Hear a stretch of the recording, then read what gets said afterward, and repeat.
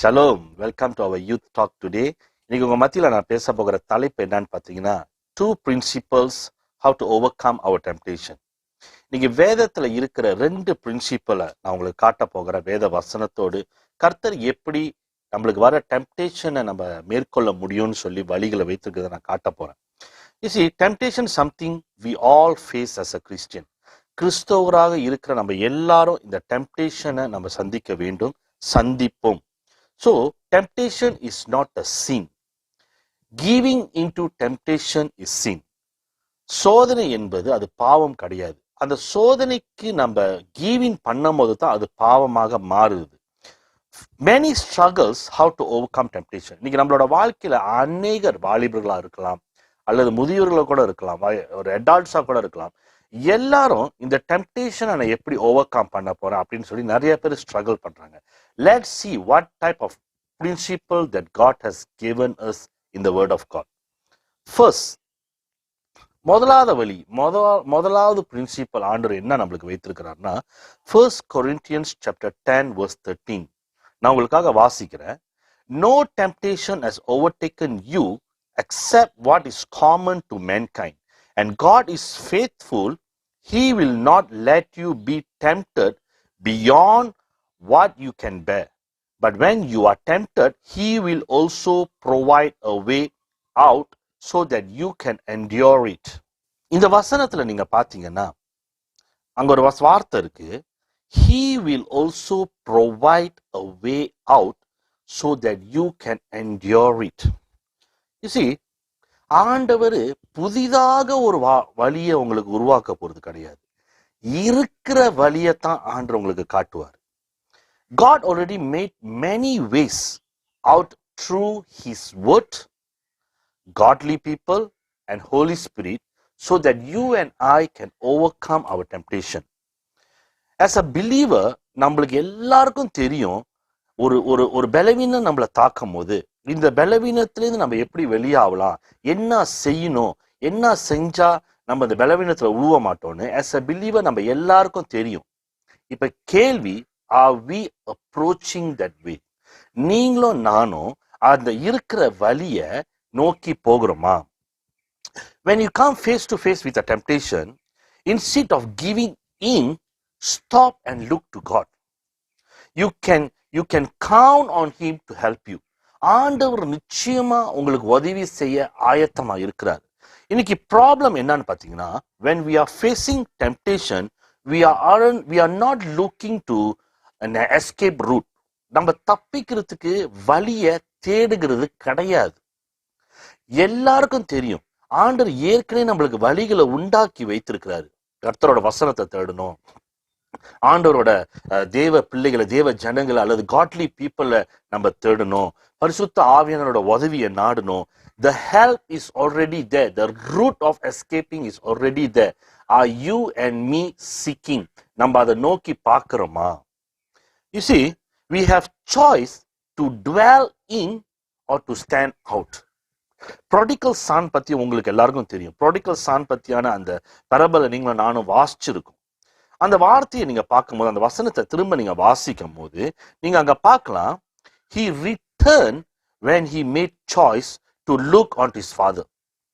Prodigal son, கெட்ட குமாரன், அவனோட ஆசீர்வாதங்களை, அவனோட பரிசுத்தமான ஒரு வாழ்க்கைய, அவனுக்கு வைத்திருக்கிற நன்மையான ஒரு வாழ்க்கையை விட்டு பின்மாற்றத்துக்கு போகும்போது, he made decision that he going to return back. He made decision that he going to look onto his father. You see, அவன் புதிதாக இருக்கிற ஒரு வழியை தேடல, ஏற்கனவே அங்க இருக்கிற ஒரு வழியை தான் அவன் நோக்கி பார்க்கிறான். So the way out was already there. He knew there is a way. So he decided, he saw, he approached to it. இன்னைக்கு எனக்கும் உங்களுக்கும் ஒரு டெம்டேஷன் வரும்போது, God will make a way to escape. My question to you, are you approaching that way? நீங்க கர்த்தரை நோக்கி பார்க்குறீங்களா? நீ கர்த்தரை நோக்கி பார்த்தீங்கன்னா, நீங்க உங்களுக்கு வர அந்த டெம்டேஷன் மத்தியில கர்த்தரை நோக்கி பார்த்தீங்கன்னா, you may find the way. இன்னைக்கு நம்ம அந்த வேயை நோக்கி பார்க்காதனால நம்ம வழிகளுக்கு, நம்ம தேடுகிற அந்த வழி காண முடியல. ஆமீன். ரெண்டாவது வழி, second principle how you can overcome your temptation. It's in James 4:7. Let me read to you. Therefore, submit to God, resist the devil, and he will flee from you. My dear brother and sister, resist the devil அப்படின்னு சொல்லும் போது resist means stand against. You see, you must understand something very important. நான் இந்த second பிரின்சிபல்ல கொஞ்சம் அழுத்தமா உங்கள்ட்ட நான் பேச விரும்புறேன். You see, there are some areas in your life where God will help you to show you way out from your temptation. And there are some areas in your life where you need to resist the devil. நீங்க வருகிற டெம்டேஷனுக்கு நீங்க எதிர்த்து நிக்கணும். எல்லா இடங்களையும் எனக்கு கர்த்தர் உதவி செய்வார், எல்லா இடங்களையும் எனக்கு கர்த்தர் வழிகளை திறந்து கொடுப்பார் அப்படின்னு வசனம் சொல்லுது. சில இடங்கள்ல நீங்க எதிர்த்து நிக்க வேண்டிய இடங்கள் இருக்கு. You must resist the devil in some areas of your life so that you will not fall into temptation. My dear brother and sister, Eve as a choice. ஏவாளுக்கு ஒரு சாய்ஸ் இருந்துச்சு, not to listen to the devil. But she never made the choice to resist the devil. She gave in, she fall into the sin. அதே போல இன்னைக்கு உங்களோட வாழ்க்கையில பல இடங்கள்ல உங்களுக்கு சாய்ஸ் இருக்கும் to resist the devil. Are you making the right choice? You see, Joseph ran away from sinning. He resisted the temptation. அவருக்கு ஒரு டெம்டேஷன் வந்துச்சு. ஜோசப், பழைய ஏற்பாடுல இருக்கிற ஜோசப் பாவத்தை விட்டு ஓடினாரு. he ran away from the temptation. He never fall into the sin yet. அவருக்கு ஒரு choice வந்துச்சு, அந்த டெம்டேஷன் வந்துச்சு, பாவத்துல விழுவ. ஆனா அங்க அவர் நின்று கர்த்தர் எனக்கு ஒரு வழியை கொடுப்பாரு, நான் தப்பிக்கிறதுக்குன்னு காத்துக்கிட்டு இல்ல. He ran away. That is what called resist the temptation, my dear brother and sister. But you see, David had a choice. பழைய ஏற்பாடுல இருக்கிற தாவீது, அவருக்கு ஒரு சாய்ஸ் இருந்துச்சு. அவர் கூரை அரமனைக்கு மேல அந்த கூரை இடத்துல நடந்துகிட்டு இருக்கும் போது, மொட்டை மாடியில நடந்துகிட்டு இருக்கும் போது, அவர் ஒரு தவறான காரியத்தை பார்க்கும் போது, அவர் தவறான ஒரு காரியங்களை அவர் நோக்கி அதை பார்த்துக்கிட்டு இருக்கும் போது, he has a choice to resist the temptation. ஆனா அவர் ரெசிஸ்ட் பண்ணாம எக்ஸ்ப்ளோர் பண்ணதுனால, அடுத்து அவருக்கு வர அந்த டெம்டேஷனை இன்னும் எக்ஸ்ப்ளோர் பண்ணி இன்னும் டைம் கொடுத்ததுனால he fall into the sin. You see, where is the area that you have to run from? எந்த ஏரியா இன்னைக்கு உன்னோட வாழ்க்கையில நீ ரெசிஸ்ட் பண்ணி ஓடணும், but you are giving time for the temptation and you are exploring and you're giving your time, you're giving yourself to explore more into the temptation. That's why you fall into the sin.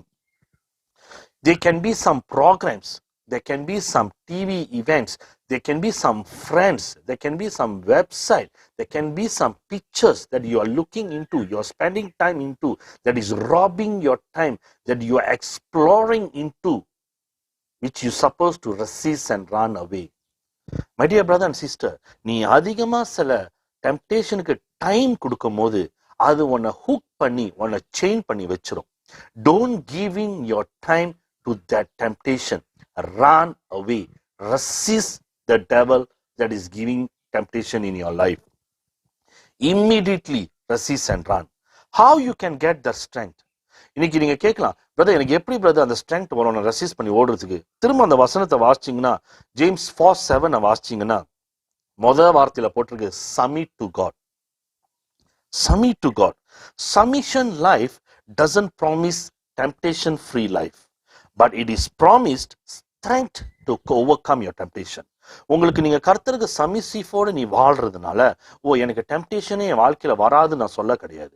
Temptation வரும், ஆனா அதை மேற்கொள்ள, அதை விட்டு ஓடுறதுக்கு உனக்கு பலன் கிடைக்கும். So understand now, my dear brother and sister, there is always two principles.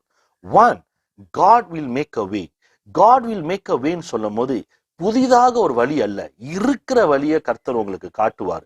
அந்த வழியை நீ காண வேண்டும் என்றால் நீ கர்த்தரை நோக்கி பார்க்க வேண்டும் உனக்கு வருகிற டெம்டேஷன் டைம்ல, so that you will not fall into the sin.